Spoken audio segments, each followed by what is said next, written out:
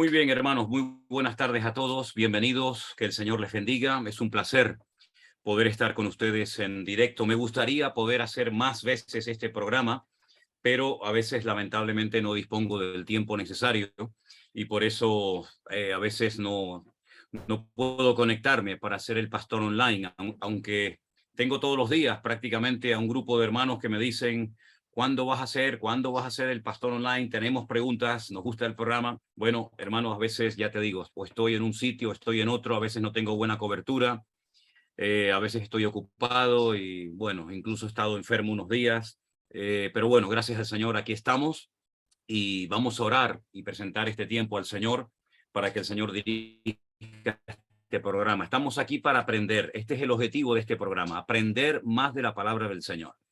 Que ustedes tengan toda la libertad para hacer cualquier pregunta. Lo que sí les pido es que sería muy bueno que ustedes tomaran nota, tuvieran papel y lápiz a mano y por supuesto la Biblia, ¿no?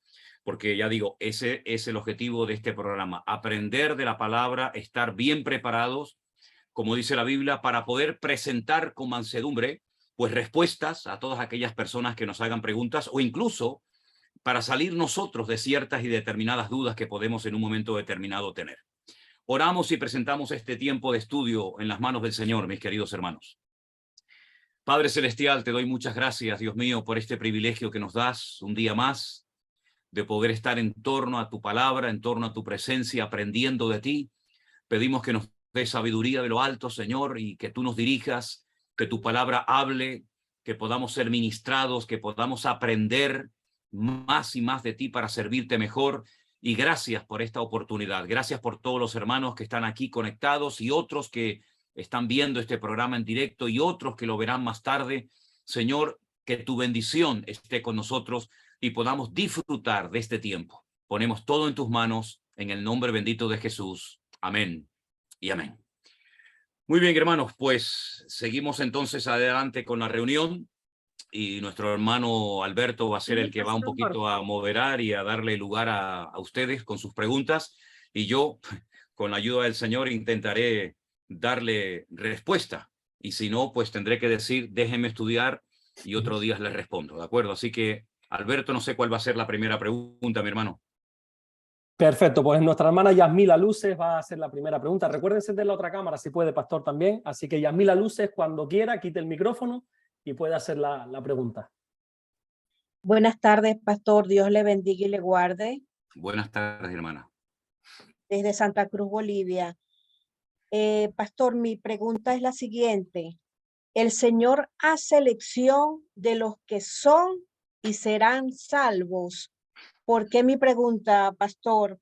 De acuerdo a los versículos que están en Mateo 20:16, en Isaías 44:24, en Jeremías 1:5, donde la palabra de Dios dice que él a Isaías y a Jeremías los escogió desde el vientre de su madre y los guardó para que ellos fuesen profetas de las naciones. Y en Mateo dice la palabra que los primeros serán los postreros y los postreros serán los primeros, pero muchos son los llamados y pocos los escogidos. Por eso es mi pregunta, mi primera pregunta, pastor. Ok, vamos a ver. Si nosotros decimos que Dios elige a unos pocos para que se salven y a otros no, es decir, otros para que se condenen, no estamos hablando del Dios de la Biblia. Estamos hablando de otro Dios, pero no del nuestro.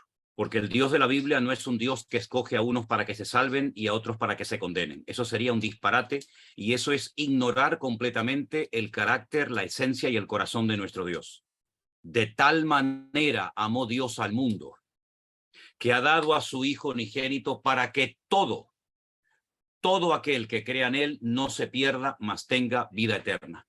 Lo que pasa es que confundimos a veces lo que es la opción, la posibilidad de salvación con las personas que han sido llamados. Usted menciona a Jeremías. Jeremías no fue escogido para salvación. Ese no es el llamado de Jeremías. Jeremías fue escogido desde el vientre de su madre para que fuera un profeta, un siervo de Dios, que es algo muy diferente. También lo podemos decir con Pablo y con otros personajes.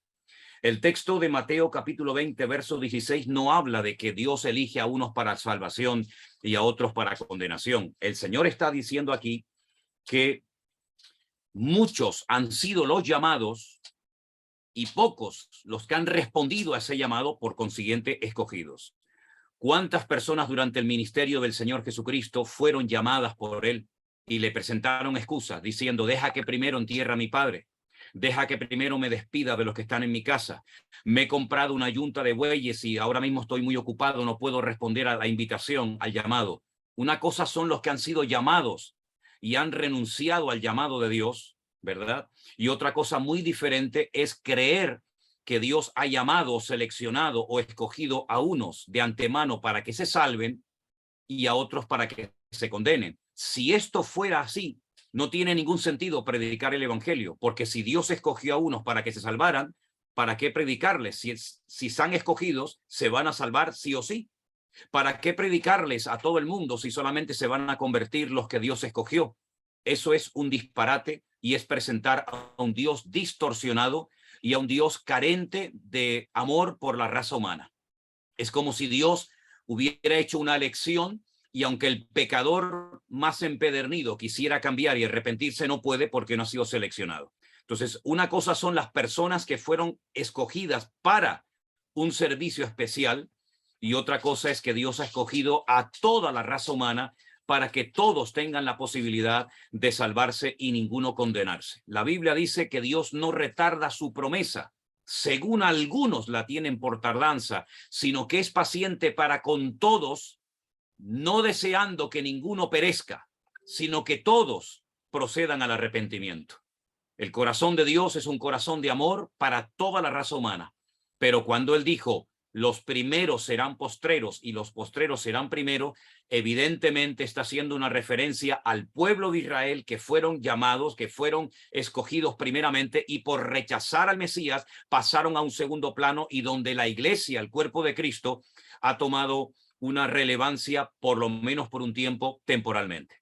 Pero lo que tenemos que tener bien claro es que Dios no hace acepción de personas, sino que quiere que todos los hombres procedan al arrepentimiento y que ninguno perezca. Luego, el haber sido llamado y haber rechazado a ese llamado es una cosa muy diferente. ¿Ok? Sí, pastor, quedé bien clara conforme con eso. Pastor, esto no es una pregunta, es más bien solamente para que usted me dé guía, porque yo vengo estudiando su estudio que dio de escatología. Es con respecto al libro de Ezequiel, en el capítulo 1, en lo que es visión de la gloria divina.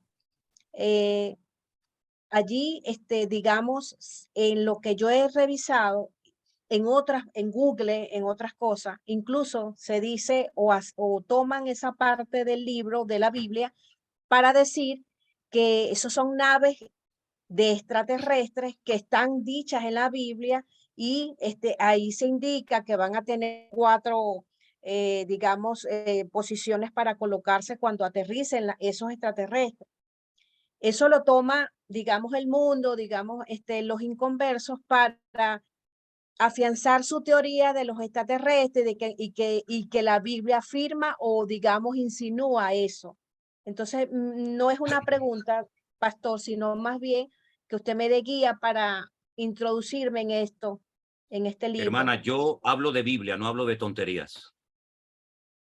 Entonces, si los inconversos quieren escoger este y otros textos bíblicos, como por ejemplo el carro de fuego que se llevó a Elías a la presencia del Señor, como argumento y como base para hablar de sus locuras, allá ellos. Pero nosotros no perdemos el tiempo en ese tipo de conversaciones porque no nos conducen a ninguna parte. El capítulo 1 del profeta Ezequiel es una visión de la gloria de Dios. De la gloria de Dios, y no le vamos a permitir a nada ni a nadie que le robe la gloria al Señor dando una incorrecta interpretación acerca de un texto bíblico donde el objetivo es levantar la gloria de Dios. Lógicamente ahí aparecen una serie de cosas que para la mente humana, sobre todo de aquella época, eran muy difíciles de entender. Por eso el Señor Jesucristo dijo en cierta ocasión, mientras estuvo en este mundo, si os he hablado cosas terrenales y no habéis entendido, ¿cómo sería si os hablara las celestiales? Evidentemente, la dimensión espiritual trasciende nuestra nuestra dimensión natural y hay muchas cosas que no entendemos, pero de ahí a hablar de naves espaciales, por favor, vamos a ser serios con la palabra y no perder el tiempo en tonterías.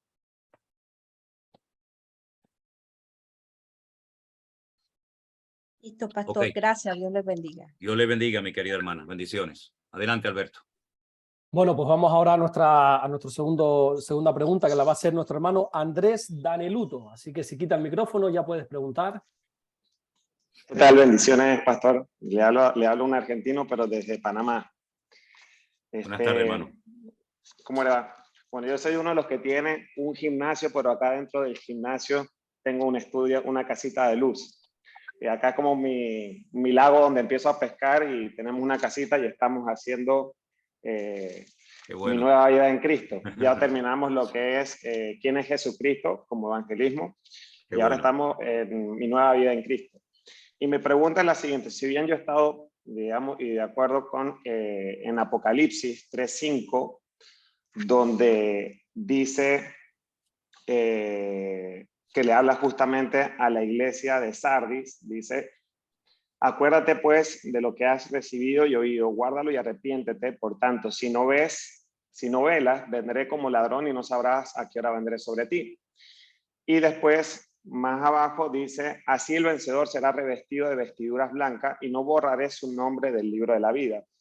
Y como bien, o sea, me pongo a hacer las preguntas y que no puede ser borrado algo que no ha sido escrito, ¿sí? Y solamente los que están escritos en el libro de la vida dice que van a entrar en el reino de los cielos. Pero después encontraba otro versículo y era simplemente poder entender, porque sé que la Biblia no se contradice. Dice: mis ovejas oyen mi voz y yo las conozco y me siguen. Y yo les doy vida eterna y no perecerán jamás, ni nadie las arrebatará de mi mano. Mi Padre que me las dio es mayor que todos y nadie las puede arrebatar de la mano de mi Padre. Entonces, lo que me pongo a analizar, digo, si Dios me llama, yo acepto a Jesucristo como mi Señor y Salvador, recibo el Espíritu Santo de la promesa, pero después veo en Apocalipsis que le está hablando a una iglesia de creyentes, dice: obedezcan para que su nombre no sea borrado del libro de la vida. Entonces eso me quedó como justamente ahí y como en duda. Entonces, más que nada, aclarar eso. Yo pienso que, como bien dice Pablo también, dice: hey, esto no es licencia para pecar ahora que hemos sido salvos por gracia. Y no voy a seguir y que tenemos que buscar vivir cada día en santidad. Sí, que nos vamos a equivocar, sí, pero otra cosa es practicar el pecado. Y yo pienso que la salvación, en mi opinión personal, no me la quita, yo la doy. Como quien dice, se la entrego al diablo, como quien dice, se la regalo de vuelta. Pero entonces, no sé, quería... Tu pregunta concretamente, ¿cuál es?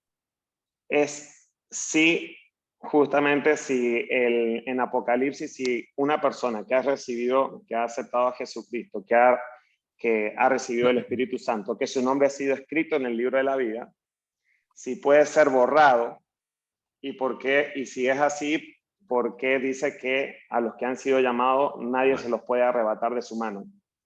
Es que estamos mezclando un montón de cosas. Si no se puede ser borrado del libro de la vida, entonces las palabras del versículo 5 es mentira. Si no hay ninguna posibilidad de que una persona que esté escrito en el libro de la vida sea borrado, ¿para qué le dice que solamente el que venciere no será borrado del libro de la vida? Es decir, ¿se puede o no se puede ser borrado del libro de la vida? Esa es la pregunta. Si no se puede, el texto 5 sobra y es mentira. Si se puede ser borrado del libro de la vida, luego el versículo 5 es verdad.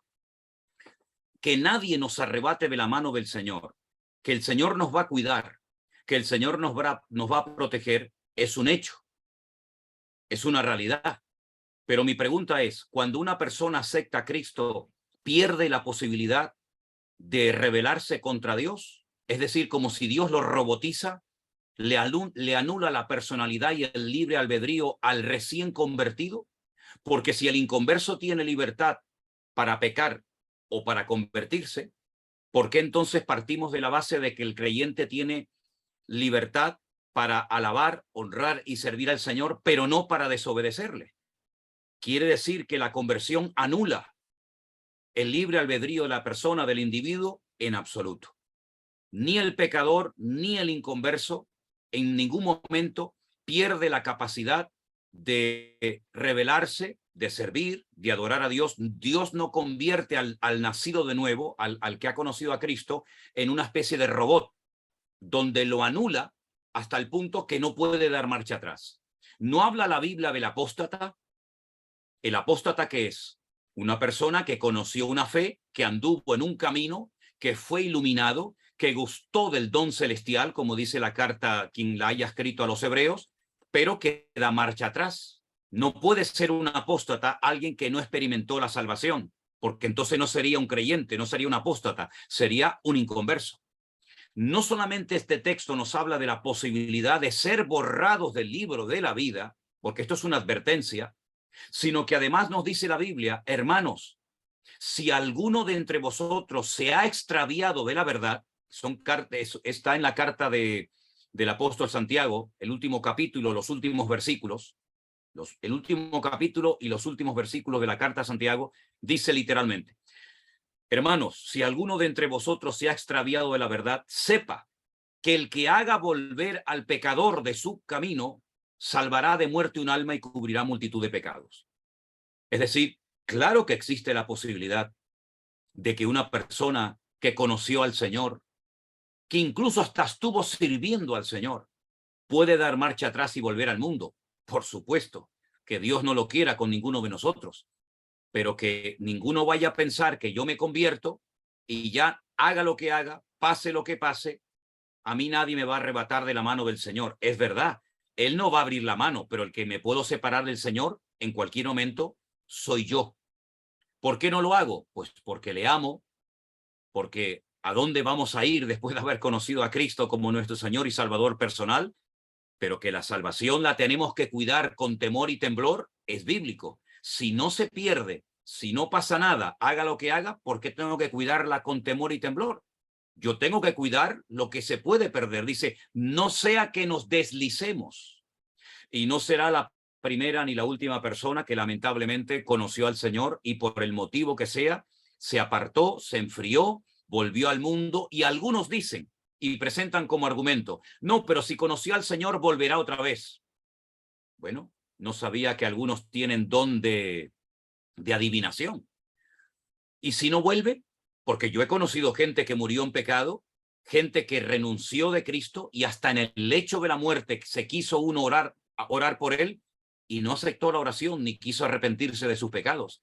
Luego, no es algo que se ve, gracias al Señor, habitualmente, pero si el Señor dice, al que venciere, le daré vestidos blancos y no borraré su nombre del libro de la vida, lo que está bien claro es que al que no venza, por muy miembro que sea de una iglesia, le va a pasar la advertencia que dice el libro del Apocalipsis.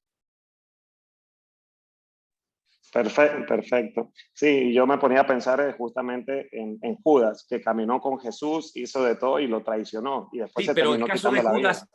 el caso de Judas es muy particular, porque el caso de Judas, según algunos textos, nos da a entender de que él nunca conoció a Cristo como nosotros entendemos lo que significa conocer a Cristo. Él aparentó, él fingió ser un discípulo más, pero dice, siempre fue ladrón desde el principio. Y ya vosotros estáis limpios, mas no todos. Y eso lo dijo al principio de su ministerio, porque Judas se ganó el Oscar de Hollywood. Era un actor, engañó a todo el mundo, pero nunca engañó a Cristo. Así que bueno, excelente, pastor. Ya está muy clara su respuesta y aclarada la duda. Así bendiciones, que le mandamos mi querido un abrazo hermano Andrés. desde acá. Dios te bendiga. Un saludo grande. Amén, igual. Bueno, yo creo que es la eterna pregunta, ¿no? De si la salvación se pierde, no se pierde. Yo creo que siempre está la gente debatiendo con eso. Vamos con la tercera pregunta, la va a hacer en este caso nuestro hermano Héctor Oviedo. Así que si puede quitar su micrófono, ya puede preguntar. Dios le bendiga, pastor. Lo saludo con la paz del Señor. Dios te bendiga. ¿De dónde hablas? ¿Dónde estás? En Goya, Corrientes, Argentina. Ah, en Corrientes. Qué bueno. Qué bueno.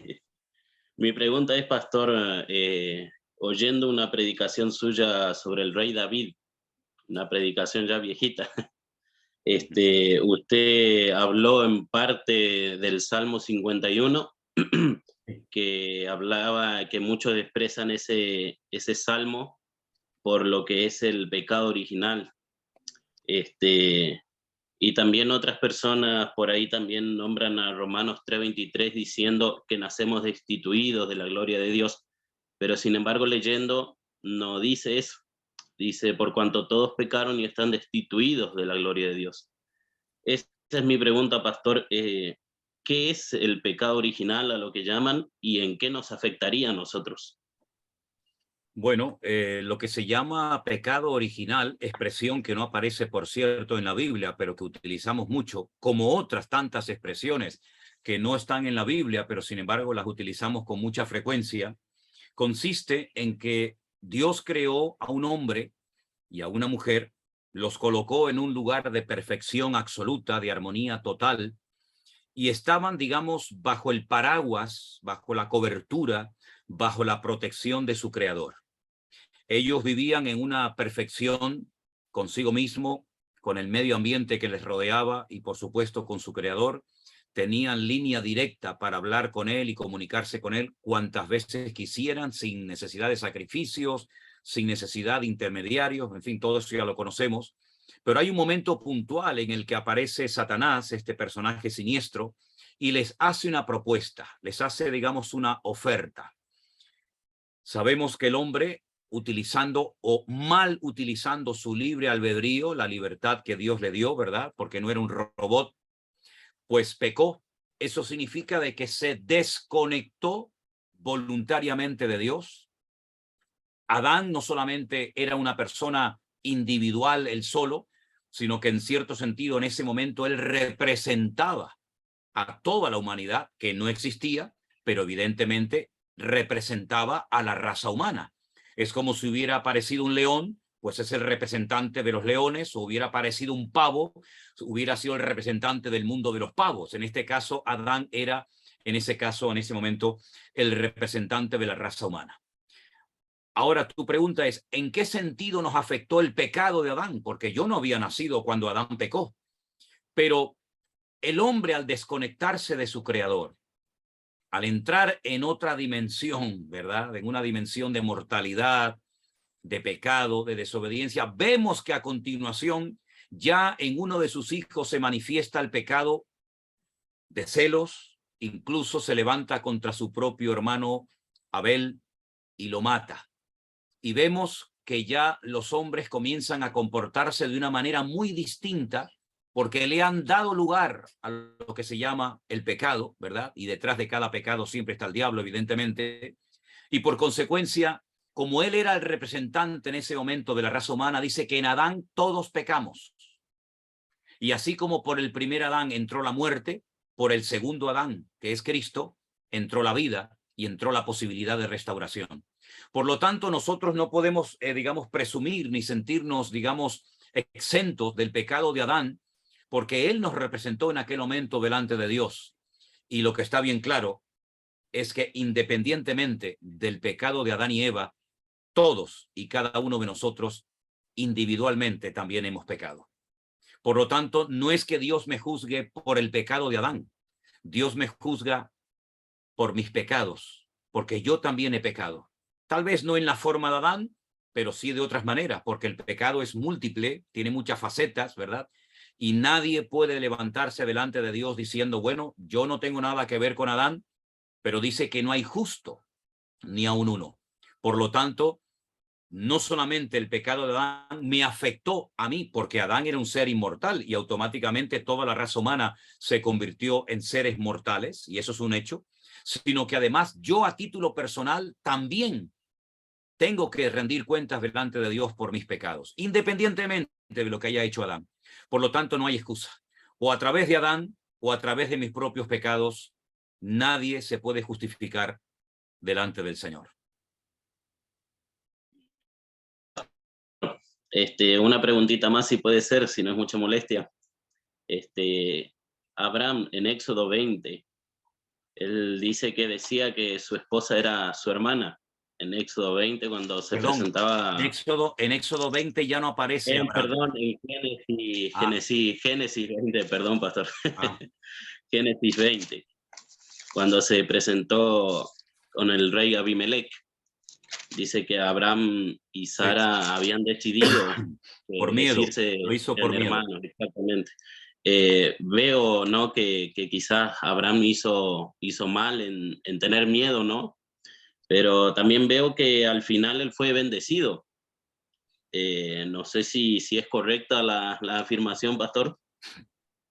Lo que pasa es que los seres humanos tenemos la costumbre o la tendencia de amplificar las debilidades y los pecados ajenos y de minimizar las glorias y las grandes victorias que obtuvieron. Es verdad que Abraham, por temor, dijo o le obligó a su esposa a mentir, aunque era su media hermana también, ¿eh? Pero bueno, independiente, no queremos justificar a Abraham. Abraham sabemos que hizo lo incorrecto, pero esa pequeña mancha en su currículum no echa por tierra toda la grandeza, toda la fe y toda la confianza que este hombre tuvo en el Señor. Yo solamente digo una cosa, Héctor.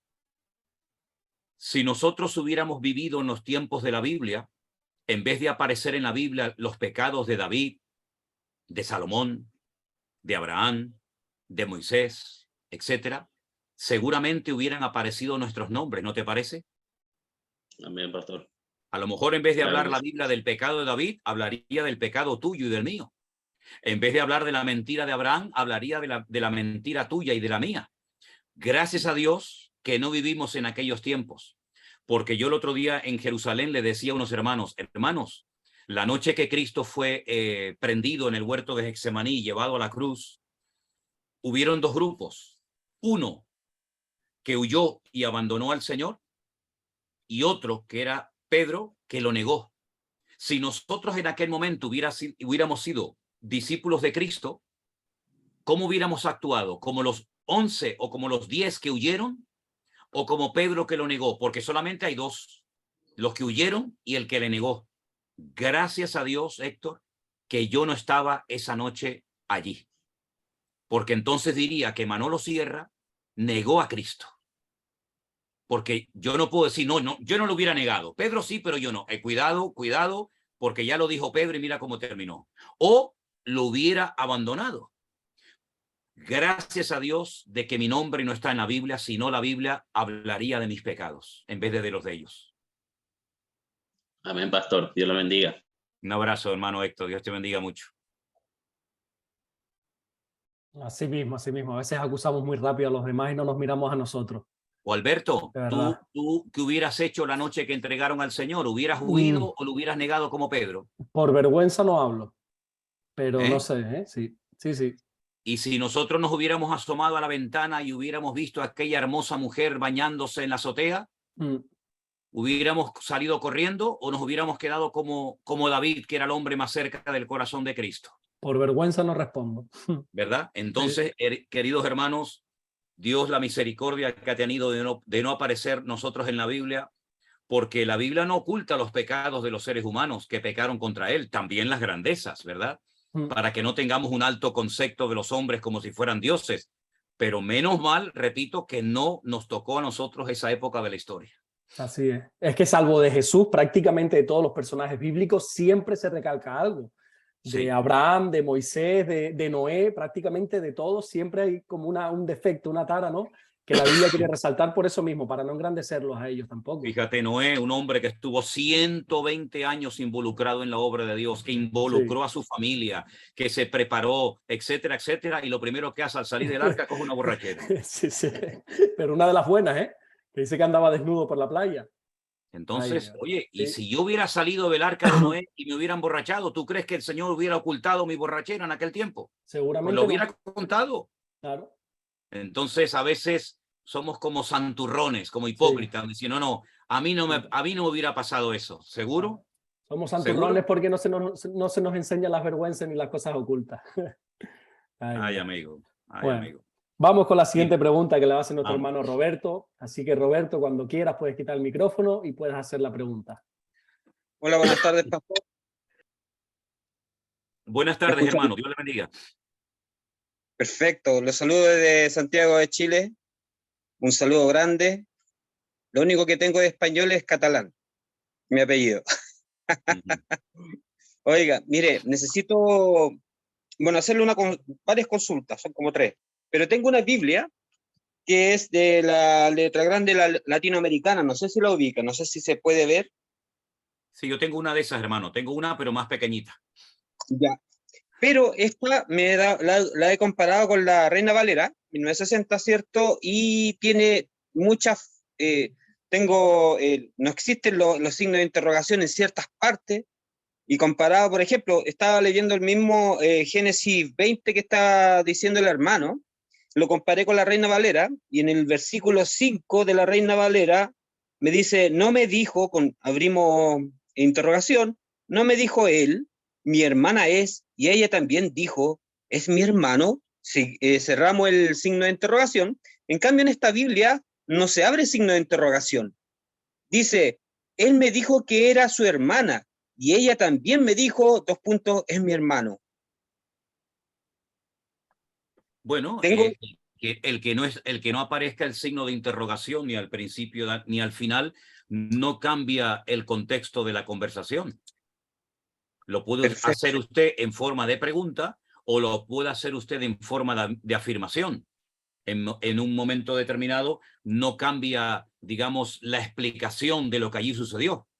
Sí, el centro del contexto en realidad es lo que más importa, más allá de quizás pero hay una parte de la Biblia, aquel que le saca una coma y le pone ¿cierto? Eso me complica, quizás ese punto nomás me complica al momento pero claro. en realidad se capta la idea final. Eso... Sí, lo que pasa, querido hermano, que por ejemplo en hebreo no existen ni puntos, ni comas, ni una serie de cosas que son fundamentales en nuestro idioma, ¿no?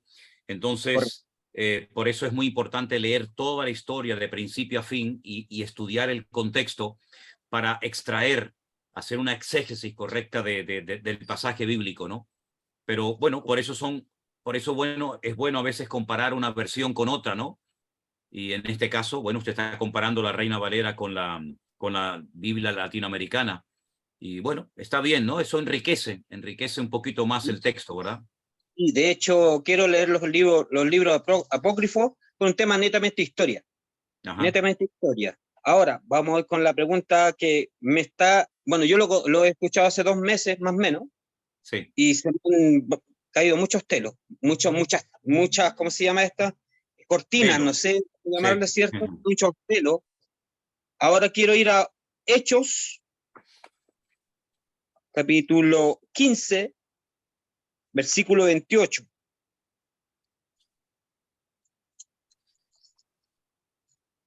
¿Lo quiere leer usted o lo leo yo? Dele usted. Ok. Hechos capítulo 15 es, para ubicarnos, es el primer concilio que se celebra en la iglesia. Correcto. Y dice en el versículo, el versículo 28. Correcto. Porque ha parecido bien al Espíritu 28. Santo y a nosotros no imponeros ninguna carga más que estas cosas necesarias. Ya, que os abstengáis de los sacrificados a ídolos de sangre, de ahogado y de fornicación, de las cuales cosas, si os guardaréis bien, haréis, y después les dice, pásenlo bien en el viaje, en otras palabras, porque se van de viaje. Y bueno, si uno lee todo el capítulo, qué sé yo, da instrucciones, ¿cierto?, a los hermanos, pero tengo un tema aquí. Esto ya viene siendo dogma, ¿cierto? Lo que les dice lo que no tienen que hacer para la iglesia, porque esta es una carta que se escribe a toda la iglesia, en el fondo. Si uno va desarrollando la lectura, según lo que yo estoy entendiendo, pero lo que a mí la pregunta es, ¿cuándo nació el diezmo? Yo me he leído mucho, y no he encontrado la palabra diezmo desde el 8 de los apóstoles para adelante. Estuve viendo unos videos de unos hermanos de Semilla, Sevilla, me parece que de México, que hablaron acerca de la historia de la iglesia completa, ¿ya? Y los concilios. Entonces, pero como dogma, en realidad, después se va enseñando ya con las cartas, después de los romanos, muchas cartas, los Hechos y Romanos son prácticamente más teología, pero de más adelante ya son enseñanzas, de lo que no se debe Ok, permítame, hermano, que le responda. No sé qué relación guarda la lectura de Hechos 15 con su pregunta acerca del diezmo. No sé qué asociación quiso hacer usted ahí, porque Hechos capítulo 15 trata de un problema interno de las iglesias de la época apostólica, puesto que el número de gentiles cada vez iba en aumento y claro, lógicamente se producía un choque de cultura, de tradiciones, ¿verdad?, de normas dentro de las congregaciones y hubo que convocar urgentemente un concilio, una reunión de todo el liderazgo más significativo de la época para tratar de buscar una solución para la armonía y para la buena convivencia de los hermanos. Entonces, ahí se tomaron una serie de acuerdos que se repartieron por todas las congregaciones para que las iglesias supieran cómo comportarse y no permitir que por cuestiones de comida o de tradiciones, etcétera, se rompiera la armonía y el amor dentro de las iglesias. Entonces, habla de abstenerse de sacrificado a los ídolos, habla de fornicación, etcétera, etcétera. El tema del diezmo no se tocó en el Concilio de Jerusalén porque no era un problema. Y el Concilio de Jerusalén se convocó para solucionar un problema, para darle solución a una situación que estaba afectando la armonía y la convivencia de los hermanos. El tema del diezmo, repito, no se tocó porque no era ningún problema para las congregaciones en aquella época el tema económico.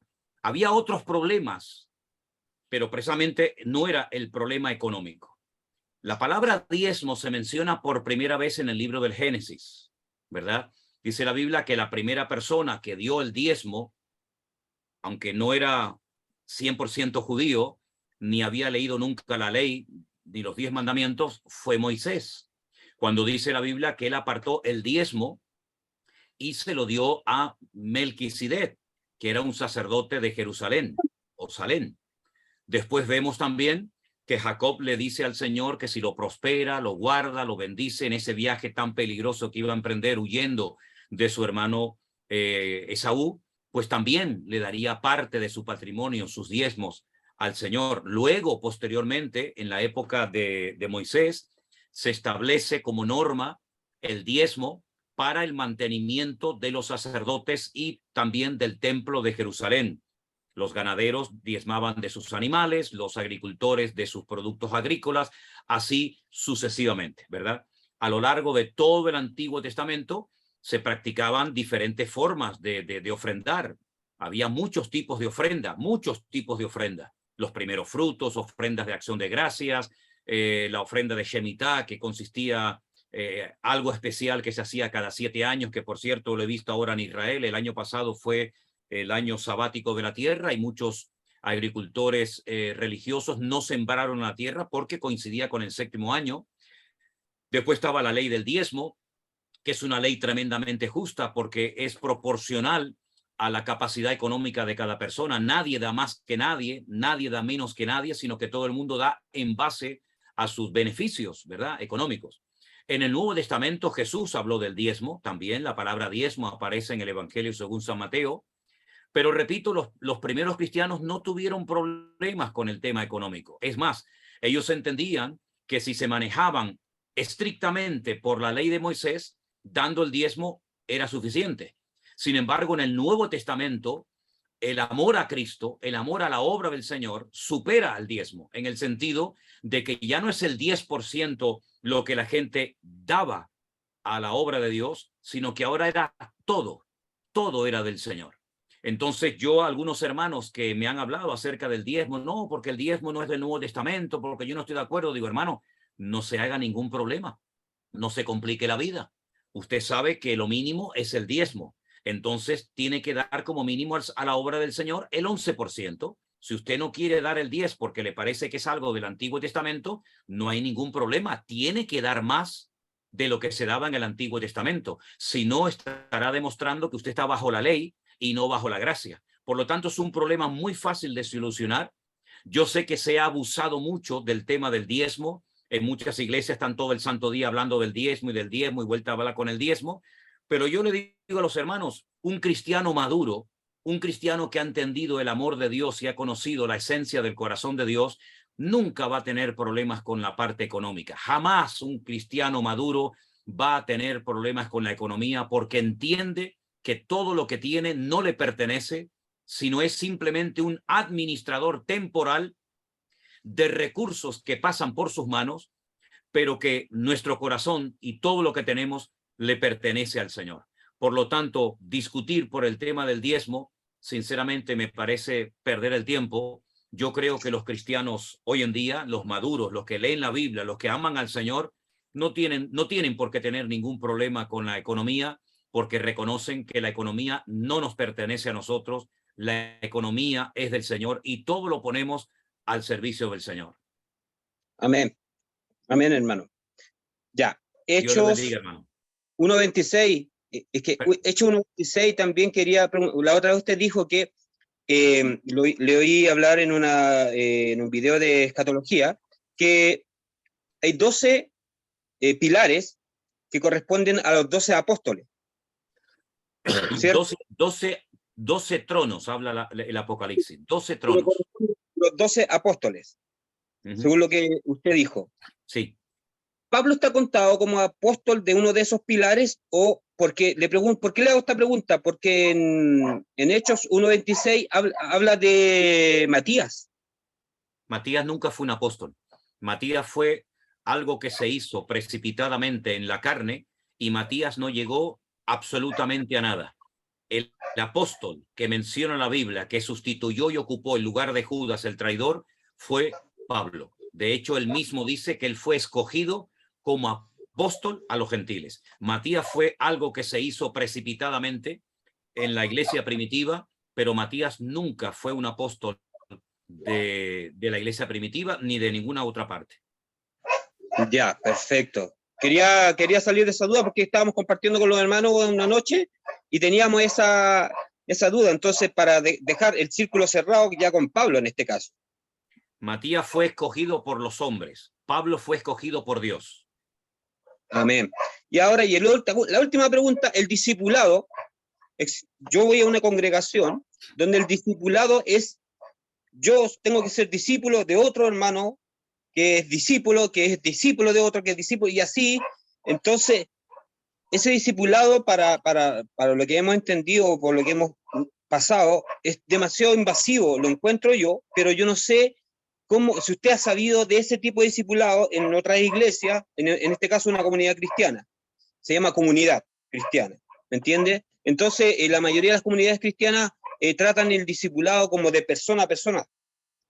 No sé cómo lo ves tú, no sé cómo, cada iglesia tiene su forma seguramente, pero a la luz de la palabra. Bueno, hermano, si usted está en una congregación libre y voluntariamente, cualquier pregunta que tenga acerca del método de enseñanza o de discipulado que apliquen en su congregación, se lo debería hacer usted a su correspondiente pastor. Hacer discípulos es un mandamiento bíblico. Sí. ¿Verdad? Todos deberíamos ser discípulos de Cristo, más que seguidores de Cristo. Ahora, ¿cómo se prepara a la gente para ser un discípulo de Cristo? Pues depende de la denominación, depende de la iglesia, depende del estilo del pastor. Yo, sinceramente, no sé cuál es el sistema de su congregación. Si a usted le parece que el sistema de preparación de discípulos es muy invasivo, pues tiene que consultarlo y preguntárselo usted a su pastor. Sí, claro, que como iban de dos en dos siempre, siempre estuvieron al lado de Jesús, aprendieron de Jesús, entonces esa era quizá fue el mayor ejemplo en el fondo. Y después siempre Pablo también nunca anduvo solo, siempre anduvo con alguien, con un discípulo al lado, y los dos eran discípulos en general. Yo creo, ¿cierto? Bueno, ellos iban de dos en dos cuando iban enviados a una misión, pero siempre estaban todos los discípulos juntos con el Señor. En mi opinión personal, yo creo que ninguno de nosotros hoy en día, incluidos nosotros los pastores, no hubiéramos aguantado la presión tan grande del discipulado de Cristo sobre nuestras vidas. Yo estoy plenamente convencido que nosotros no hubiéramos aguantado ni una semana con Cristo. Es más, lo que caminó el Señor Jesucristo, nosotros no lo caminamos ni en toda la vida. El Señor Jesucristo habló de la familia, habló de la economía, habló del trabajo en equipo. Yo creo que si alguien era tremendamente, digamos, exigente a la hora de escoger a sus discípulos y de entrenarlos, sin lugar a dudas fue el Señor Jesucristo. Yo creo que el Señor Jesucristo hoy en día se las vería muy complicadas para poder discipular a los cristianos del siglo XXI. Yo creo que ni siquiera yo aguantaría la presión del discipulado de Cristo sobre mi vida, sinceramente. Amén. Ya me lo dijo todo. Un abrazo gigante de Chile y espero algún día venga a Chile porque de verdad ha sido de mucha bendición. Muchas gracias, mi querido hermano Roberto. Una bendición hablar contigo. Un abrazo grande, mi querido hermano. Bueno, pues continuamos un poquito. Salió el tema del diezmo y aquí en las redes sociales, en el Facebook, que lo estoy siguiendo también aquí con otro móvil, eso es un debate tremendo, ¿eh? Es tocar esa palabra y la gente enseguida que sí, que si no... Tú sabes lamentablemente que con el tema del diezmo y las ofrendas y las primicias Sí. se ha abusado mucho. Es que ese es el qué problema. lástima que así como se ha hablado de la parte económica, si se hubiera hablado a la misma altura o nivel o profundidad del amor, de la oración, del evangelismo, de la santidad, qué maravilla sería la iglesia del siglo XXI. Lo que pasa es que se ha hecho un sobreénfasis y hasta un abuso del aspecto económico y se ha utilizado hasta el aspecto económico, incluido diezmos y ofrendas y primicias, como un arma en contra de los creyentes, ¿verdad? Claro. Y se les ha asustado y se ha manipulado y se ha sacado fuera de texto muchos versículos de la Biblia. Pero qué lástima que no se ha hecho un énfasis sobre otros temas de trascendental importancia. Qué maravilla sería la iglesia en la actualidad, ¿verdad? Sí, sí, de verdad que sí. Es verdad que hay gente que no lo da o no lo quiere dar por temas de que no quiere, que son tacaños, pero es verdad que hay gente que está quemada, honestamente está quemada, porque se les ha exprimido demasiado, pero bueno. Claro, yo jamás en mi vida me he interesado por quién da y quién no da el diezmo. Yo tengo muchas cosas importantes en la vida que hacer y lo último que me voy a preocupar es si usted da o no da dinero. Sinceramente no es mi problema. Yo personalmente siempre le digo a la gente que quien quiera dar, que lo dé, quien no, que no lo dé, pero aquellos que no lo quieren dar, mi consejo siempre que yo les doy es, pero no te enredes en esto de que si es bíblico, si no, no sé qué, porque mi experiencia, que es muy corta, pero mi experiencia con los que se han enredado en esto, se acaban apartando del Señor. Sí, esta gente que se enreda, que no es bíblico, no es del Antiguo, no es del Nuevo, es del Antiguo Testamento, y empiezan en eso, al final se acaban apartando. ¿Que lo quieren dar? Dalo. ¿Que no lo quieren dar? No lo dé. Hay muchas cosas del Antiguo Testamento que sin decirlas las seguimos practicando. Claro.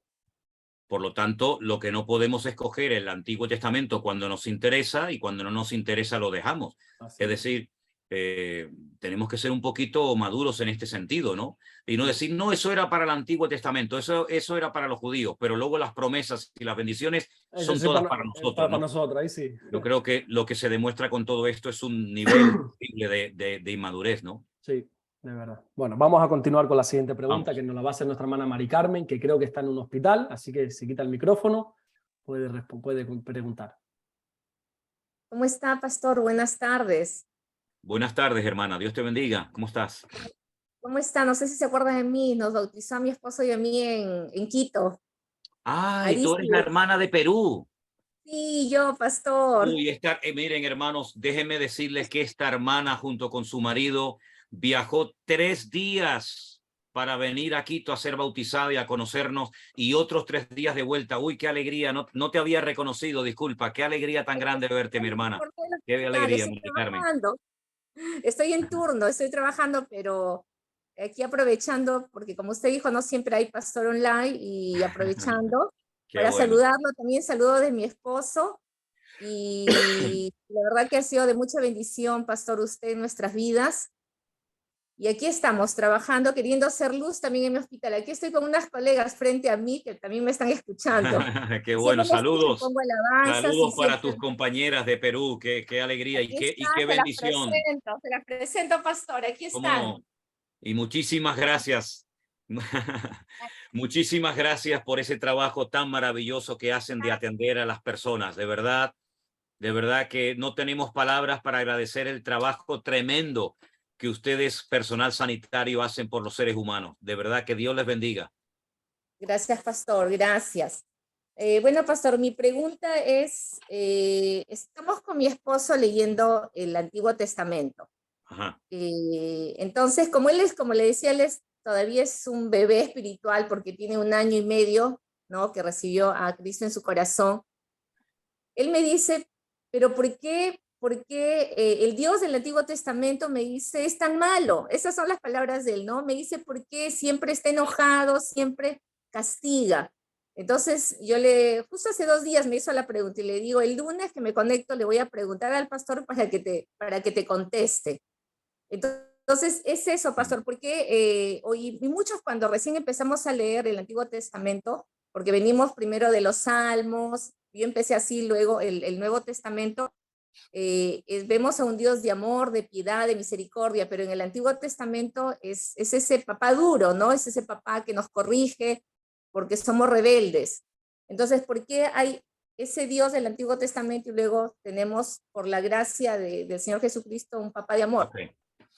Bueno, ya pensar o creer que hay un Dios malo, castigador en el Antiguo Testamento y un Dios bueno y amoroso en el Nuevo Testamento, ya empezamos mal, porque es el mismo Dios. No hay 2 dioses, uno malo y uno bueno. Nosotros somos monoteístas, creemos en un solo Dios, no politeístas en varios dioses. Yo me enamoré de Dios leyendo el Antiguo Testamento, porque vi que es un Dios todopoderoso, es un Dios que alimentó durante 40 años a su pueblo a pesar de lo malo que se comportaban con él, mandándoles agua, carne y maná en el desierto. Veo a un Dios poderoso que ama a su pueblo, que lo saca de la esclavitud cuando estaban a punto de perecer por la tiranía de aquel faraón terrible que lanzaba vivos a los niños al río Nilo para que se ahogaran. Yo me enamoré de Dios leyendo el Antiguo Testamento, viendo cómo Dios le daba oportunidades y oportunidades a través de los profetas a su pueblo, y viendo también cómo Dios es un Dios serio, que advierte, que da oportunidades al arrepentimiento, pero que no se deja tomar el pelo, ni se deja sobornar por nada ni por nadie. Yo me enamoré de Dios leyendo el Antiguo Testamento cuando veo a un hombre que fue tremendamente bendecido y honrado y levantado en alto, y después resulta de que es capaz de matar al vecino porque resulta que se ha acostado y ha dejado embarazadas a su mujer. Yo me enamoré de Dios leyendo el Antiguo Testamento cuando veo a un joven despreciado y aborrecido por sus hermanos que lo quieren matar, pero que lo cuida y lo protege de una forma sobrenatural, no solamente yendo a Egipto como esclavo, sino después en la cárcel y levantándolo como uno de los hombres más poderosos de toda la tierra. Yo me enamoré de Dios cuando vi que a pesar de lo malo que se había comportado el pueblo de Israel, que quemaban a sus propios hijos al fuego y hacían barbaridades, Dios los perdonaba y Dios los restauraba y les permitió volver a su tierra y a su país. Es decir, el Dios del Antiguo Testamento es exactamente igual de amoroso, de tierno y de misericordioso que el Dios del Nuevo Testamento. Lo que pasa es que en el Nuevo Testamento se enfatiza el amor de Dios más que la justicia de Dios. Porque el Antiguo Testamento es la historia de un pueblo que Dios elige y que lo tiene que mantener santo y puro para que pueda nacer el Mesías, que después en el Nuevo Testamento ocuparía nuestro lugar muriendo en la cruz y derramando su sangre por nuestros pecados.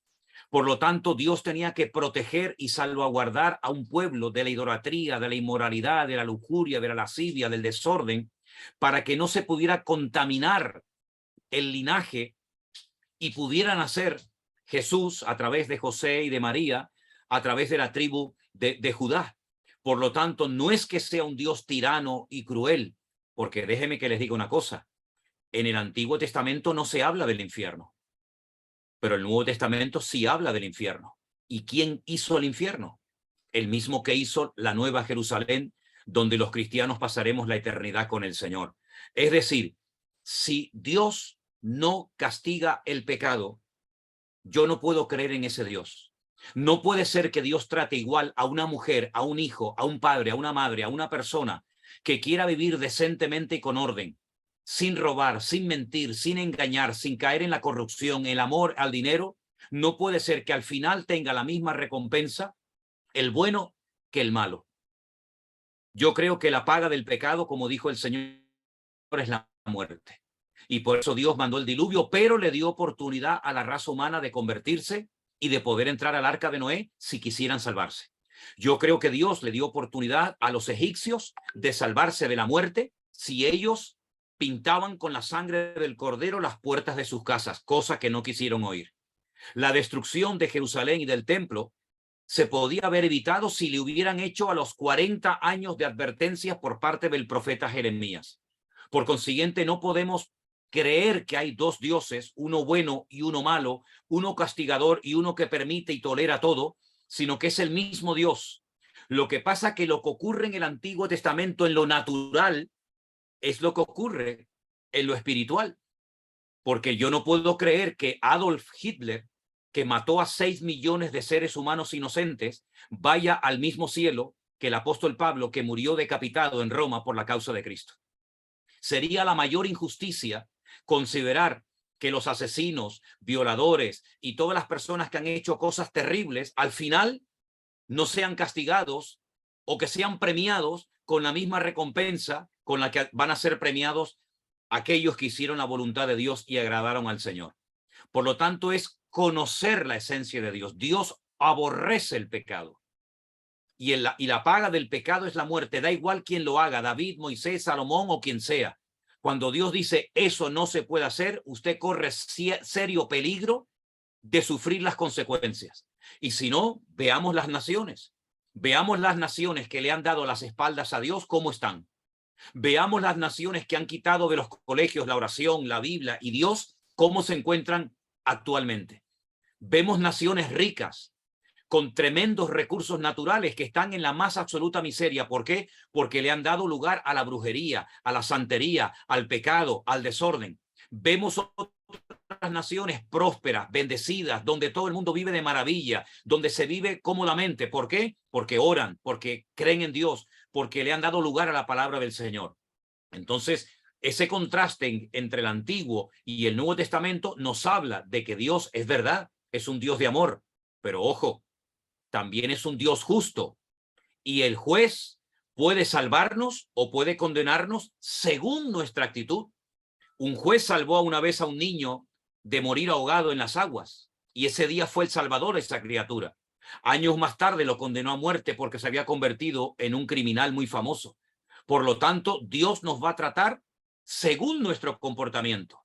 Puede ser nuestro salvador o puede ser nuestro juez. Yo prefiero que Dios sea mi salvador y no mi juez, porque a Dios no se le puede sobornar. Y eso es lo que algunos no entienden. ¿Cómo es posible que si Dios es tan bueno pase esto y aquello? Bueno, cuando el hombre quebranta las leyes de Dios, que se atenga a las consecuencias, pero que luego no le eche la culpa a Dios, porque Dios no es el culpable ni de las guerras, ni de las violaciones, ni de la corrupción, ni del robo, pero Dios ha establecido normas justas para todos. El que las practica vive en paz y en victoria. El que no, pues que se atenga a las consecuencias. Gracias, pastor, gracias. Sí, no es que nosotros creamos que hay dos dioses, sino que él me decía, ¿no? Porque se leía a ese Dios, como usted dice, no, sí, es un Dios todopoderoso, Dios, como usted mismo nos dice las escrituras, y usted nos enseña, el que abrió los mares, sacó a su pueblo de la esclavitud, ¿no? ¿Y eso no es ver el amor de Dios? Eso no es ver el amor de Dios, cómo Dios suple, cómo Dios sana, cómo Dios bendice, cómo Dios prospera. Eso no es ver la bondad de Dios. Lo que pasa es que también podemos ver sus castigos. Amén. Pero también el Antiguo Testamento nos habla de amor y de actos de Dios, de misericordia tremendos. Y el pueblo de Israel está vivo hoy en día por el amor y la misericordia de Dios. No es porque sean mejores que otros pueblos, sino por la misericordia de Dios. Porque si no fuera por esa misericordia y por ese amor de Dios, ya no existirían hoy en día.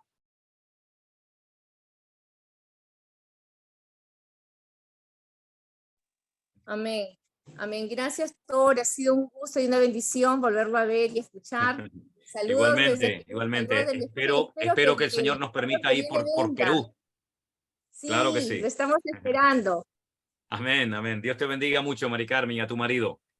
De igual manera. Qué bueno.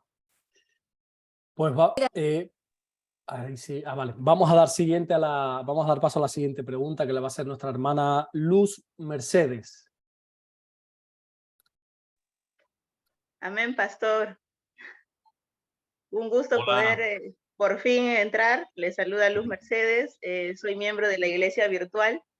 Yo conocí la iglesia gracias a mi mami, ¿no? Que durante la pandemia en ella veía sus videos, ¿no? La quiero presentar, a ver.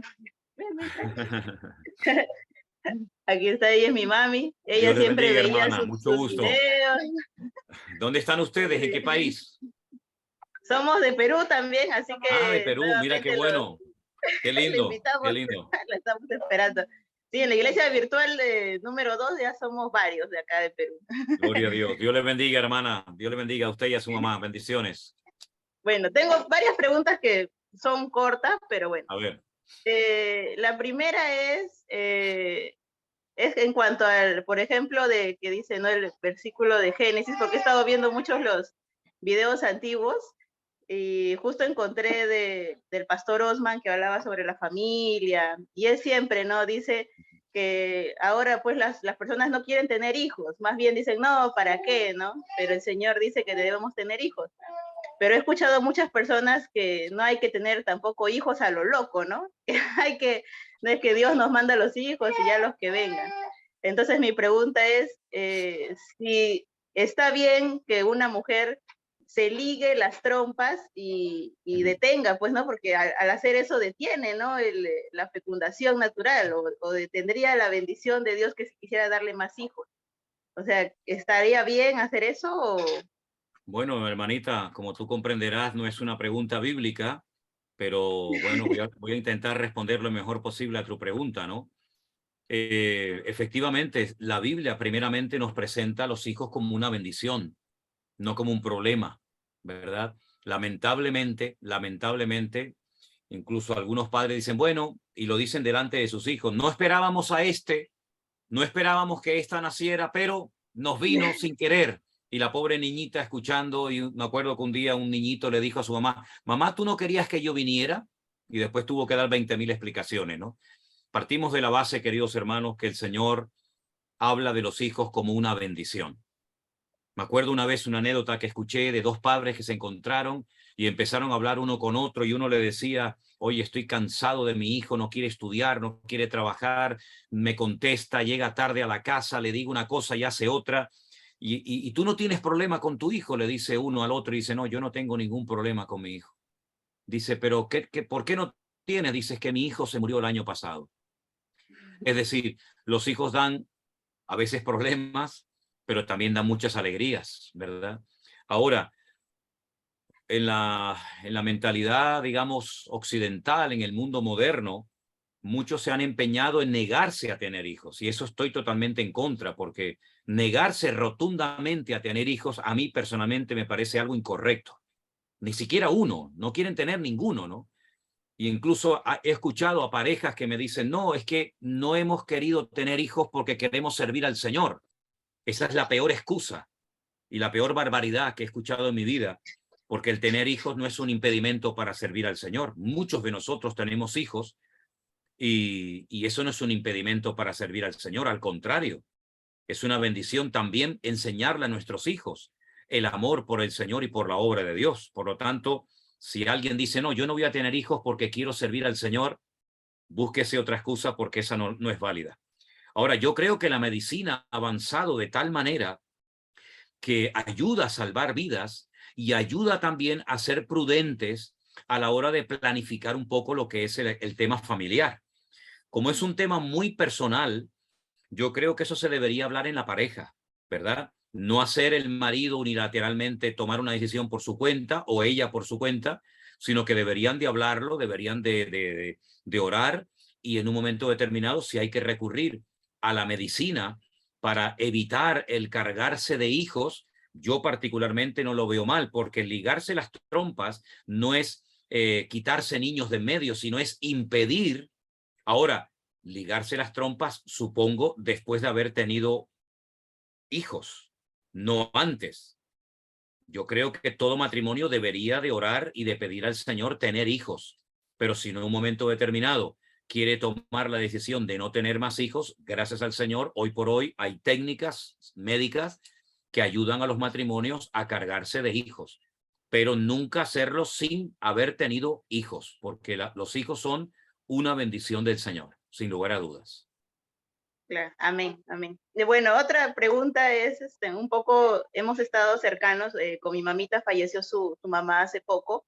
Vaya. Y entonces vino a mi mente una duda, ¿no? Porque siempre en la Biblia se habla de que enterraban a los muertos. Ya. Pero con esto de la pandemia, no sé si ha sido en otros países, pero aquí en Lima, Perú, empezaron a incinerar a los muertos, ¿no? Y entonces yo decía, ¿y eso estará permitido? O no sé qué dice la Biblia en cuanto a eso, porque siempre enterraban. Sí, bueno, eso pasó en todas partes, hermana. Eso en los tiempos de la pandemia fue tremendo, ¿no? Fue tremendo la cantidad de familias que ni siquiera se pudieron acercar al hospital a darle el último adiós a su familiar, a su ser querido, ¿no? Fue un tiempo muy doloroso, sobre todo para las familias que perdieron miembros, ¿verdad? Ahora, esos son excepciones. Se tomaron medidas, como en otras épocas de la historia, de incinerar a los muertos por el peligro a una posible epidemia, ¿verdad? Son excepciones, pero la excepción no confirma la regla. La Biblia en ningún momento apoya el incinerar a los seres queridos. La Biblia habla de enterrar dignamente a los muertos, ¿verdad? En la Biblia, en la cultura bíblica, lo peor que se podía hacer era no darle sepultura a una persona o quemarlo. Entonces, yo sé que es una práctica que se ha extendido mucho, ¿verdad? Con la cual yo no estoy de acuerdo. Yo no creo que el fin de un ser querido debe ser quemarlo. Yo creo que hay que honrar y hay que recordar la memoria de los seres queridos. Y no estoy diciendo que ahora vamos a hacer un culto, ¿verdad? Ir todos los días al cementerio, pero me parece a mí que quemar a un ser querido no es la mejor manera de honrarlo, ¿no? Ahora, ¿qué se ha hecho? Sí, se ha hecho. Y todos tenemos casos en la familia de personas que lo han hecho, es verdad. Pero si me preguntan con la Biblia en la mano, no es una práctica bíblica, no es una práctica avalada por el Señor y no debería ser la norma dentro de nosotros los cristianos evangélicos. Sí, algo así me pensaba también, ¿no? Y último, como para dejarle pase a los otros, como le digo yo, como pertenezco a la iglesia virtual, y mayormente, como usted sabrá, tenemos reuniones casi todos los días. Sí, pero demasiadas reuniones, a veces tienen demasiadas reuniones. Sí, sí. Y entonces, pero hay un poco de contienda con los que me conocen y me dicen, pero no es lo mismo, porque la Biblia nos dice que debemos congregarnos, y tú no te estás congregando, estás en tu casa. Y entonces, no sé, ¿o qué podría responder yo ante eso, ¿no? Porque yo siento que me congrego, estoy ahí viéndolos. Hermana, yo creo que los miembros de la iglesia virtual se están congregando más que muchos miembros de iglesia presencial, incluso de las nuestras propias aquí en España. Yo no estoy de acuerdo con las personas que menosprecian y le quitan valor a los hermanos que con todo el amor del mundo se congregan con sus familiares o solitos en sus casas para escuchar la palabra del Señor. Yo creo que es una bendición, una herramienta preciosa que el Señor ha puesto en estos tiempos en nuestras manos para que hermanos que no tienen una iglesia o hermanos que no quieren congregarse en las iglesias que tienen alrededor de sus hogares por falsas doctrinas o por cualquier otro motivo, yo creo que es una bendición y un instrumento maravilloso el que Dios esté utilizando la virtualidad para permitirle a miles y a miles de hermanos nuestros el poder recibir la palabra, el ser ministrados, el conocer a otros hermanos. Ustedes están congregando exactamente igual que un hermano que lo hace presencialmente. Es más, repito, tienen los hermanos de la iglesia virtual mucho más actividades y mucho más comunión entre ustedes que muchos miembros que van a muchas congregaciones. Por lo tanto, yo amo mucho a la iglesia virtual. Creo que es un instrumento poderoso en las manos del Señor. Claro que nos gustaría tener en Perú y en todas partes del mundo un lugar donde ustedes pudieran congregarse, pero los tiempos los maneja el Señor. Y hasta que Dios no levante esos obreros capacitados, esos pastores preparados, dependemos de la virtualidad, pero no es menos importante reunirse en tu casa con tu familia delante de una pantalla de televisión o de una computadora que en una iglesia presencial, en absoluto. Para mí tiene el mismo valor o más que hermanos que se reúnen en sus congregaciones. Ahora, nosotros no tenemos la obligación de convencer a nadie de que nosotros también nos estamos congregando. Fíjate la bendición de este programa. Si no fuera por la virtualidad, sería totalmente imposible el tener este tiempo tan maravilloso de aprendizaje de la palabra del Señor. Por lo tanto, gloria a Dios por la iglesia virtual. Amén, pastor. Y aquí, bueno, como les comentaba, hay muchos hermanos que somos de Perú y como usted dice, los tiempos son del Señor y acá hay obreros dispuestos a hacer crecer la obra y cuando Dios lo disponga, empezar también aquí, ¿no? Nueva vida, así como en Tierra Alta de Colombia y en Ecuador. Sí, yo estoy convencido de que el Señor ama mucho y tiene en cuenta a Perú y tenemos mucha carga y mucho deseo por ir para allá. Y sé que nos vamos a llevar muchas sorpresas agradables de nuestros hermanos de Perú. Dios les bendiga a todos, mis queridos hermanos. Bendiciones. A ver, pastor. Hasta luego, pastor. Hasta luego. Bendiciones. Cuídese, mi hermana querida. Dios le guarde. Alberto, vamos terminando, queridos hermanos. Le damos un par de oportunidades a un par de hermanos, ¿te parece? Perfecto, sí, tenemos 2 preguntas más nada más. Vamos. A ver si le podemos dar respuesta. Entonces vamos rápidamente con nuestra hermana Analía. Analía, que está Gracias, hermano. Perfecto. Dios le bendiga. Buenas tardes, hermana Analía, y su esposo creo que está con usted, ¿no? Sí, mi esposo, ¿Qué tal, hermano? Dios le bendiga. Dios le bendiga. ¿De dónde me está hablando, hermana? De Córdoba, acá, Argentina. Ah, Argentina, qué lindo, Córdoba. Sí, de Córdoba capital. Qué bueno. Ha sido de gran bendición para nosotros del año pasado que lo estamos siguiendo y bueno, ha sido de gran bendición. Oramos por su vida, por su familia y gracias. Lo seguimos. Bien, nuestra pregunta, ¿querés hacerla vos? Bueno, mi hermano, resulta que, leyendo la palabra del Señor en el libro de San Juan, capítulo 13, dice en el versículo 15, porque ejemplos he dado para que como yo he hecho, vosotros también hagáis. En nuestra congregación por mucho tiempo hemos practicado el lavamiento de pie. Entonces, con los años, a mí me surgió una duda, si esto era una práctica de los judíos, el Señor lo hacía, porque después Pablo en los Corintios no habla sobre el lavamiento de pie, simplemente de la cena del Señor. Entonces queremos saber si es una práctica del judío el lavamiento de pie o es algo que se puede seguir haciendo. Bueno, hermano, en aquellos tiempos era normal, era habitual que hubieran en las casas unos esclavos que se dedicaban única y exclusivamente a lavarle los pies a la gente. Dese cuenta, querido hermano, que eran caminos polvorientos. La gente no usaba ese tipo de calzado cerrado que utilizamos la mayoría de las personas hoy en día. La mayoría de la gente utilizaban sandalias y los pies se manchaban mucho, ¿verdad? Y entonces era una señal de amor, una señal de respeto cuando venía una persona después de un largo viaje, ¿verdad? Después de horas y horas de caminar, lavarle los pies y ungirlos con algún perfume, ¿verdad? Y darles hospedaje, darles comida, darles alojamiento en una casa. No es una práctica que se practica hoy en día en el pueblo de Israel, ¿verdad? Yo voy habitualmente al pueblo de Israel y yo nunca he visto en ninguna sinagoga, en ninguna iglesia, en ninguna parte, esta práctica. Era algo que se practicaba mucho en los tiempos de la Biblia. Ahora bien, lo que el Señor Jesucristo enseñó esa noche a sus discípulos es un ejemplo de humildad.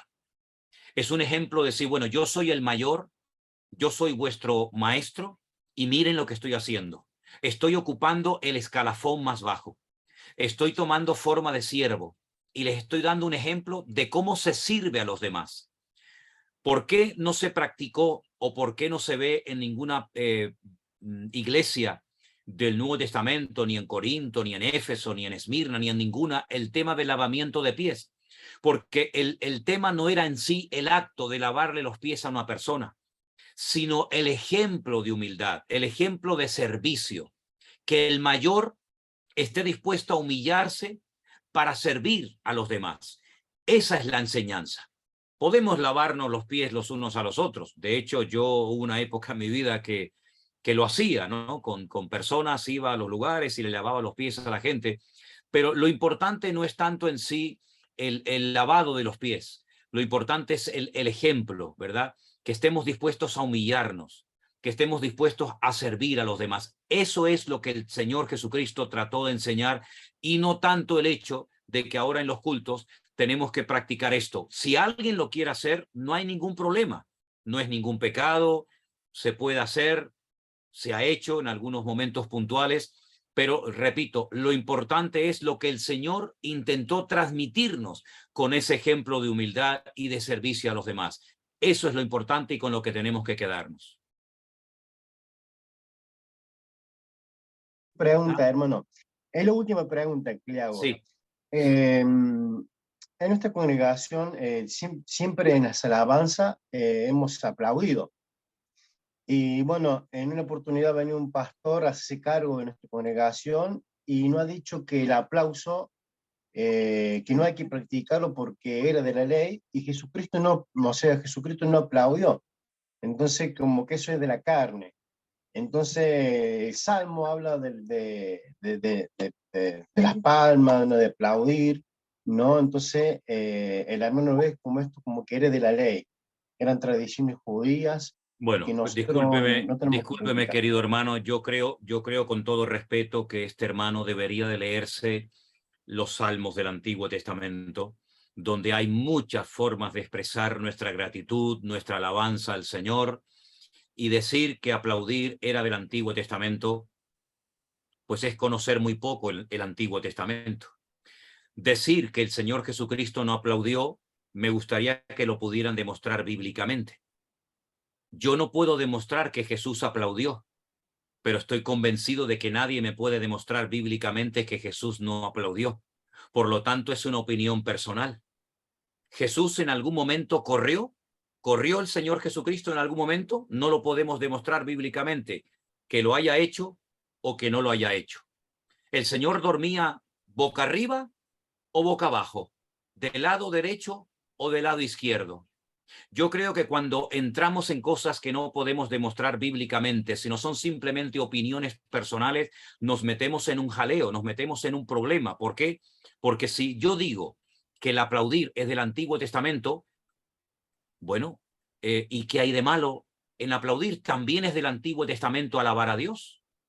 También es del Antiguo Testamento utilizar todo tipo de instrumentos musicales, de cuerda, de viento y de percusión. Quiere decir por eso que no se pueden tocar instrumentos de cuerda como guitarras, como arpas, que no se puede tocar el piano, panderetas o baterías en la iglesia, porque eso es del Antiguo Testamento. ¿Qué pasa? Que el Antiguo Testamento, todo lo que dice no nos proporciona a nosotros enseñanza y base para celebrar nuestros cultos. ¿Se cantaba el Antiguo Testamento? Sí. Entonces no podemos cantar en el Nuevo.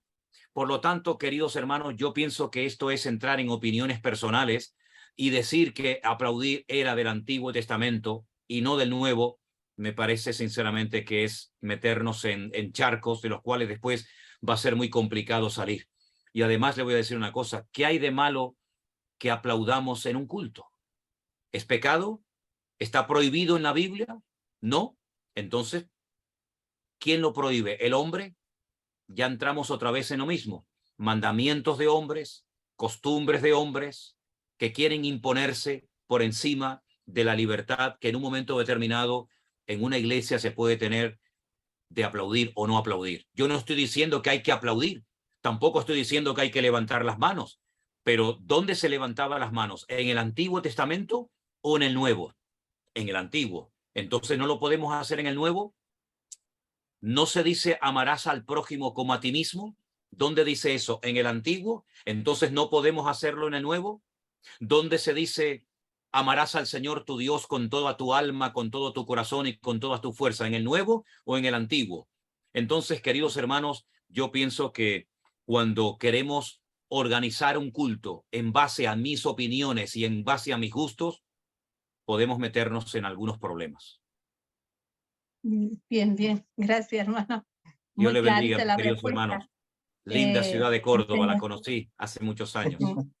Bueno, esperemos que alguna vez los podamos ver. Sí. Y yo también, yo también tengo muchas ganas de ir a Argentina, muchas ganas, créanme. Bueno, hermano, Bueno, le pedimos a usted y a los hermanos que están escuchando sus oraciones, porque estamos pasando momentos difíciles en la iglesia y estamos quedando muy poquitos. Vaya. Bueno, Sí. hay que orar y actuar. Orar Sí. no solamente, sino a orar y actuar, ¿sí? Y Amén. pararnos y Bueno. preguntarnos qué es lo que nos está pasando, ¿verdad? Porque Bueno. algunos dicen, vamos a orar, sí, pero orar y actuar. Entonces es bueno Ujú. también hablar y decir, hermano, vamos a ser honestos. ¿Qué nos está pasando? ¿Qué está sucediendo? Hay algo que corregir. Estamos haciendo algo malo. Nos falta algo. Pidamos ayuda, ¿eh? Entonces, que el Señor les dé mucha sabiduría, queridos hermanos. Bendiciones. Bueno, mi hermano. Bendiciones, gracias, hermano. Dios me lo Gracias, bendiga. mis queridos. Hermano Alberto, vamos a la última, si te Vamos parece. con la última pregunta. No sí. sé qué hora es, se nos ha ido el tiempo. Son ¿verdad? las 7:20 aquí en Canarias. Última pregunta ya que va a ser nuestra hermana Marcela, así que si puede quitar su micrófono. Marcela, ahí está. Debe ser argentina, porque ese nombre es argentino, ¿o no? Pastor, ¿cómo está? Dios le bendiga. Dios le bendiga. No, ella es colombiana, ¿no? Desde Medellín, Colombia. ¿Ves? Muy bien. Adelante, Sí, Marcela. Bendiciones, mi hermana. gracias, Pastor. Igualmente, yo también hago parte de la iglesia virtual, grupo Qué número lindo. 2. Sí, hace par de meses. Gracias al Señor, que es el que pone y el que quita, y me puso ahí. Gracias a Dios. Pastor, yo quería hacerle una pregunta. Bueno, a usted uno quiere hacerle muchas preguntas, pero no da el tiempo. Le doy muchas gracias a Dios por su vida, por ponerlo en nuestro camino, porque gracias a ustedes que muchos hemos salido de doctrinas no sanas y aquí estamos aprendiendo y creciendo en el Señor cada día, gracias a Dios y gracias a usted. En Primera de Samuel se habla, bueno, en general en toda la Biblia se habla mucho de los espíritus que entran a las personas, de personas poseídas. En Primera de Samuel, que un espíritu pues entró al rey Saúl y lo atormentaba. Sí. Y en el transcurso de toda la Biblia se habla sobre muchos casos de este mismo, pues así, pues de espíritus que poseían a las personas. Pero también leyendo en Mateo 16, donde Satanás usó a Pedro para decirle lo que le dijo al Señor. Yo quería saber, mi pregunta es en sí, a los cristianos, a las personas que hemos recibido al Señor Jesucristo, ¿existe la posibilidad de que un espíritu como tal, o por decirle, voy a dar un ejemplo más claro, que un espíritu de tristeza, un espíritu de conmiseración, que un espíritu de ruina, que un espíritu, o sea, ese tipo de cosas, entren a un cristiano o que seamos influenciados por medio de estos espíritus? Okay. Bueno, tú le estás poniendo nombre a espíritus que no existen.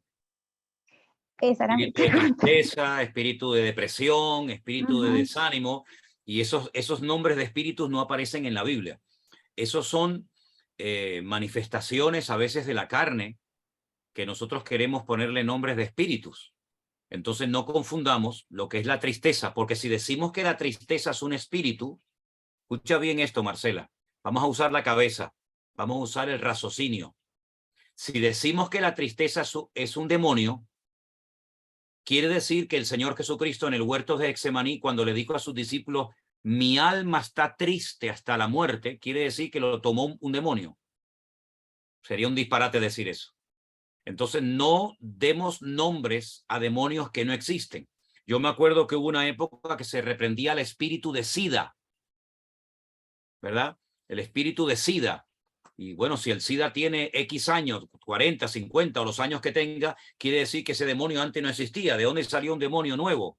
Entonces, no confundamos problemas psicológicos, problemas espirituales con problemas físicos o problemas mentales. Hay personas que tienen problemas psicológicos. Hay personas que tienen problemas espirituales.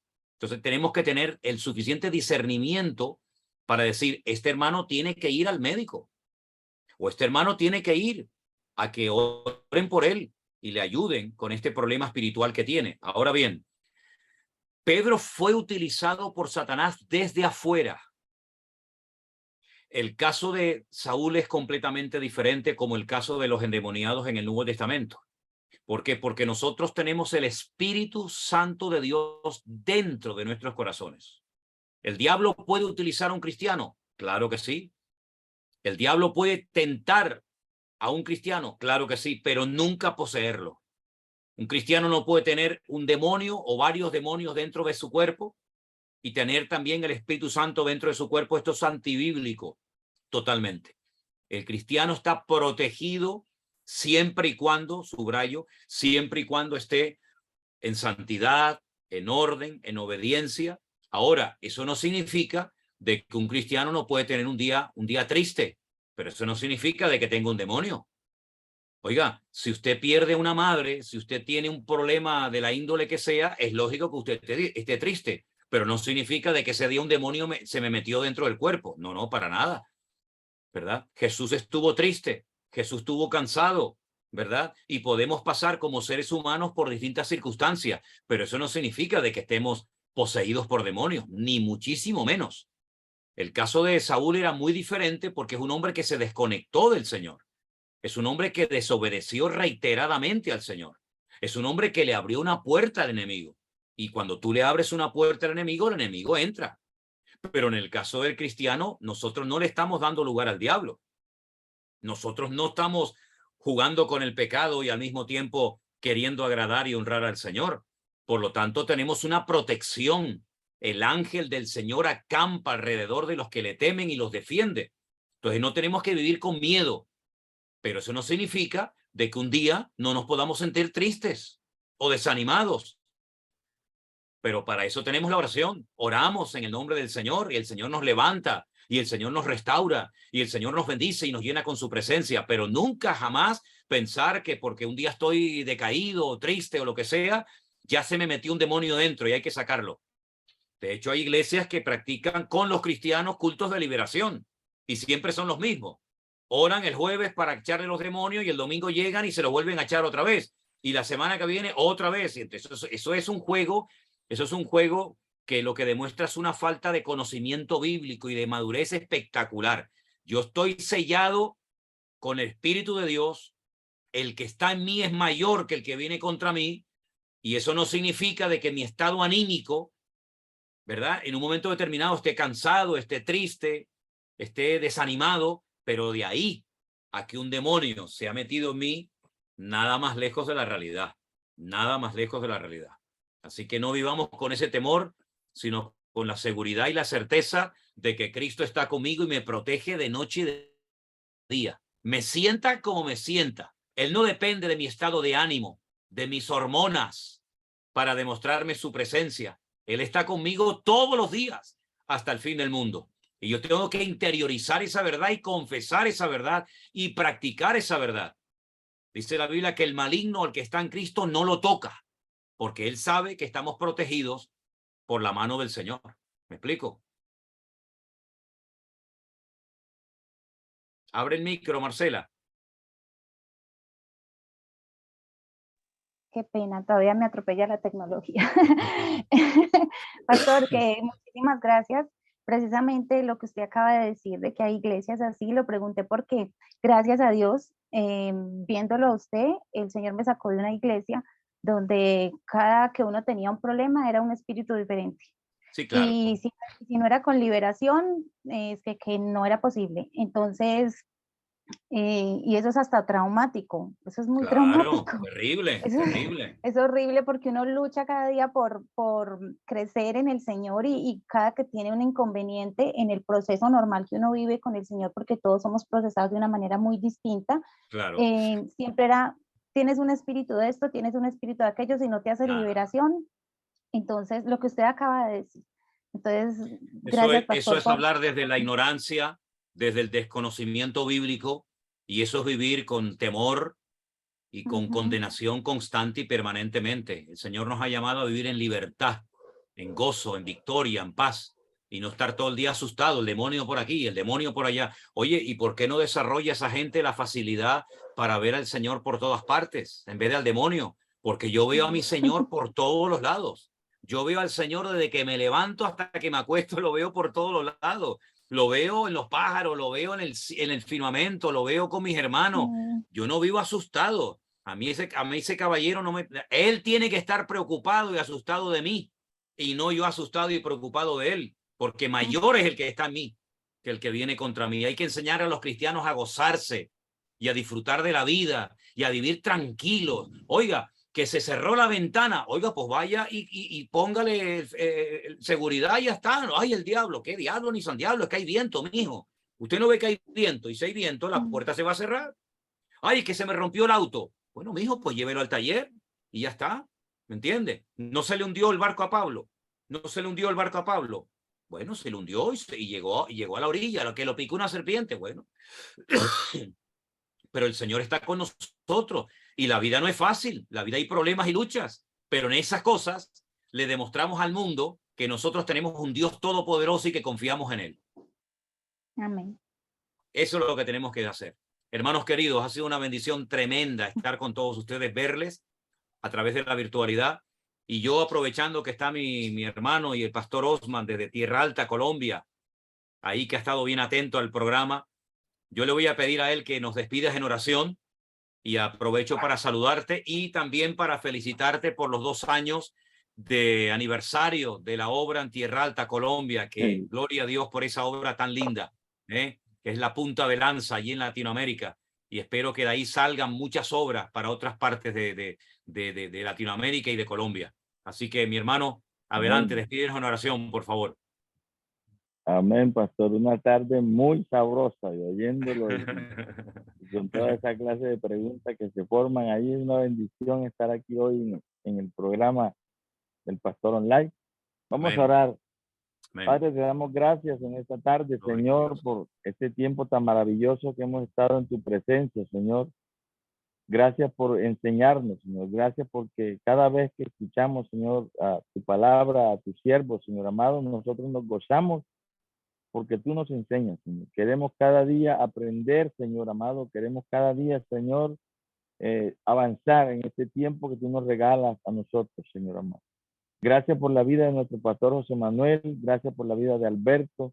Gracias, Señor, por Centro Evangélico Vida Nueva, Señor. Gracias por este tiempo tan precioso que tú nos estás dando a nosotros como iglesia, este resto de día, y nosotros acá en Colombia, en Latinoamérica, y ya para ellos ya llega la noche, Señor amado. Gracias, bendíceles, que sea tu bendición y tu gracia, tu cuidado con cada uno de ellos, Señor, con el pastor José Manuel, con su familia.